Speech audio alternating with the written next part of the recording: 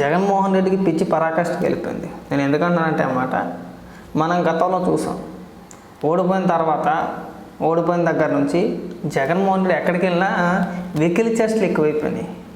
అంటే హుందాతనంగా గతంలో ముఖ్యమంత్రిగా చేశాడు, ప్రస్తుత మాజీ ముఖ్యమంత్రి, ఒక శాసనసభ్యుడు, ఆయన మర్చిపోయి చిల్లరగా చాలా చండాలంగా వెకిలి చేష్టలు చేస్తున్నారు. ఒకసారి ఇవాళ చేసిన ఒక అద్భుతమైన వెకిలి చేష్టలు అన్నమాట. ఈ వీడియో చూస్తే ఖచ్చితంగా పిచ్చి ముదిరిపోయిందనే అనుమానం కలుగుతుంది. ఒకసారి వినిపిస్తున్నాను చూడండి.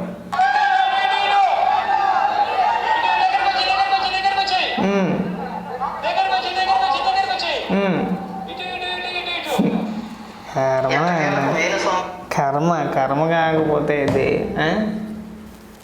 ఈ లేఖితనంతో నువ్వు 5 ఏళ్ళ రాష్ట్రాన్ని ఎలా పరిపాలించో మాకు అర్థం కావట్లా. మాకు ఇప్పుడు ఒక క్లారిటీ వచ్చింది. నువ్వు 5 ఏళ్ళు ప్రెస్ మీట్ ఎందుకు పెట్టలేదో మాకు ఇప్పుడు అర్థమైపోయింది. ఈ పిచ్చితనంతోనే, ఈ లేఖితనంతోనే.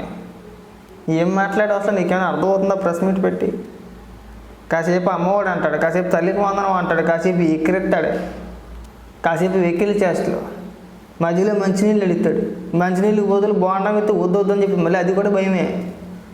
మళ్ళీ అందులో ఎవడన్నా ఏదైనా కలిపి చంపేస్తాడేమో అదే భయం. మాట్లాడితే చంద్రబాబు నాయుడు గారు, పవన్ కళ్యాణ్ గారు నా నామం జపం చేస్తున్నారు అంటాడు. నువ్వు అంత పెద్ద పోటుగాడువా? ఏం మాట్లాడుతున్నావు? నీకన్నా అర్థమవుతుందా? నువ్వు ఎందుకు వెళ్ళావు? వరద బాధితుల్ని పరామర్శించడానికి వెళ్ళావు, అంతేనా? అది కాకుండా ఇక నీ ఏడిపోయింటే మాకు అర్థం కావట్లా. అదో రకమైన కొత్త ఏడుపు అన్నా, ఇప్పుడు చూడలేదు ఇలాగా. ఈ మధ్యకాలంలో నువ్వు మాట్లాడే విధానం కానీ, నువ్వు ప్రవర్తించే తీరు కానీ నిజంగా పిచ్చి పట్టినోడు మాదిరిగా చేస్తున్నావు అన్నీ కూడా. ఇలా చెప్పడానికి కూడా మాకు సిగ్గుగానే ఉంది. ముదిరిపోయింది, ఒక లెవెల్, ఒక స్టేజ్ దాటేసావు నువ్వు ముఖ్యమంత్రిగా ఉండగా నువ్వు ఇచ్చిన హామీల సంగతి ఏమైందన్నా? ఎంత టైం తీసుకున్నావు? ఎంత గ్యాప్ తీసుకున్నావు? నువ్వు ప్రమాణ స్వీకారం చేసింది ఎప్పుడు? సంక్షేమ పథకాలు అమల్లోకి తీసుకొచ్చింది ఎప్పుడు? ఏమో చిల్లర మాటలు. పైగానంటే డ్రామా ఆర్టిస్ట్ అంట చంద్రబాబు నాయుడు గారు, డ్రామా ఆర్టిస్ట్ అంట. ఆ మాటకు వస్తే నువ్వు ఒక పెద్ద డ్రామా ఆర్టిస్ట్వి, సాక్షి యజమాని ఒక పెద్ద డ్రామా ఆర్టిస్ట్ అన్న. అతి పెద్ద డ్రామా ఆర్టిస్టులు మీరిద్దరు కూడా. నువ్వు సాక్షి యజమాని, తెలుసు కదా నీకు సాక్షి యజమాని అంటే ఎవరో. మీరిద్దరు రాష్ట్ర ప్రజల మీద పడి రాష్ట్ర ప్రజల సొమ్ముని తినేసి ఏమన్నా డ్రామాలు ఆడుతున్నారా? నువ్వు వచ్చి నిధులు చెప్తావు ఎక్కడికి వచ్చి. నువ్వు చంద్రబాబు నాయుడు గారికి పాఠాలు చెప్తావా? నువ్వు అధికారంలో ఉండగా పీకింది ఏంటంటే తెలియదు. మనం చేయలేదా జపం? 2014లో మొదలెట్టాం మనం చంద్రబాబు నాయుడు గారి జపం. ఇవాళకి కూడా ఆగలా. ఈ రోజుకి కూడా ఉదయం వేసిన కానీ సాయంత్రం వరకు మన సొంత ఛానల్ సాక్షిలో, సాక్షి పత్రికలో రోజు చంద్రబాబు నాయుడు గారు చెప్పమే కదా. అవునా? అప్పుడు ఎవరెవరు ఉపయోగపడుతున్నారు? సిగ్గు చెరవ లేకుండా ఇవాళ వచ్చి మళ్ళీ ఇక్కడ వద్దు పత్తికోరులు.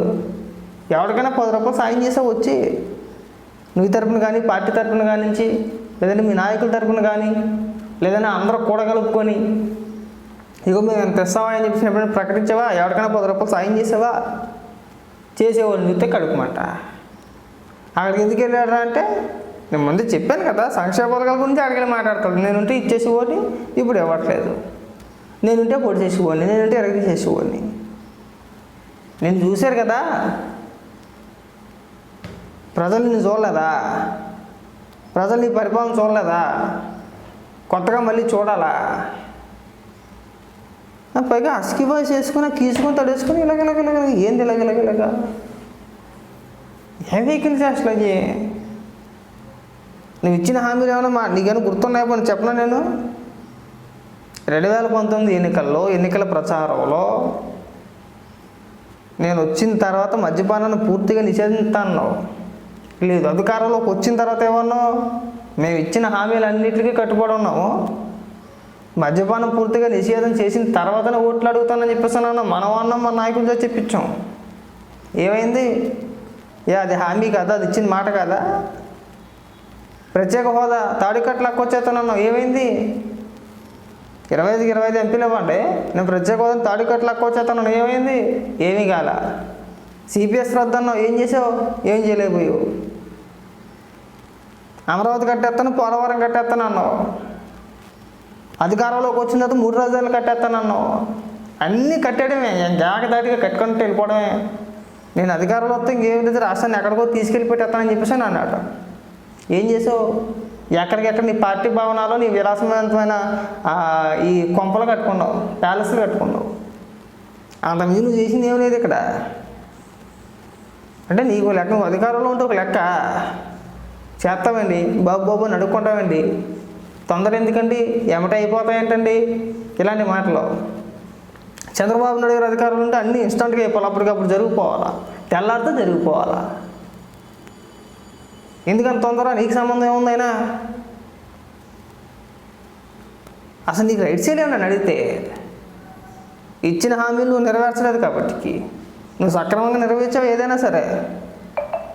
బాగా నువ్వు చంద్రబాబు నాయుడు గారు అన్నటోడివి, చంద్రబాబు నాయుడు గారిని విమర్శించేటోడివి. నీ జపం చేస్తున్నారంటే పెద్ద పోటుగాడు అని చెప్పేసి నీ జపం చేస్తారు.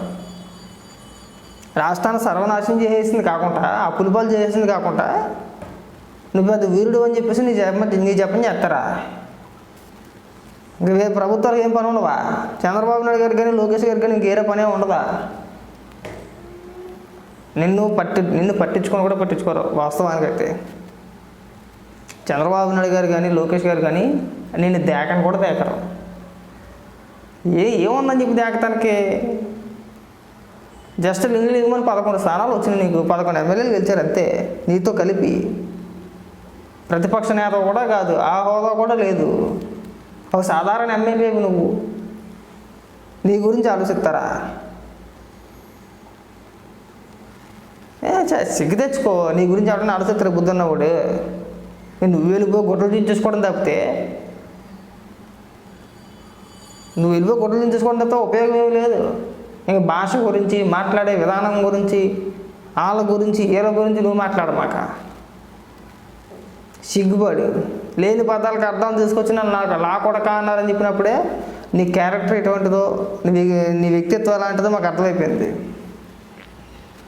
కొంచెం కూడా సిగ్గు అనేది లేదు నీ బతికి. ఆ సిగ్గు అనేది రాదు కూడా.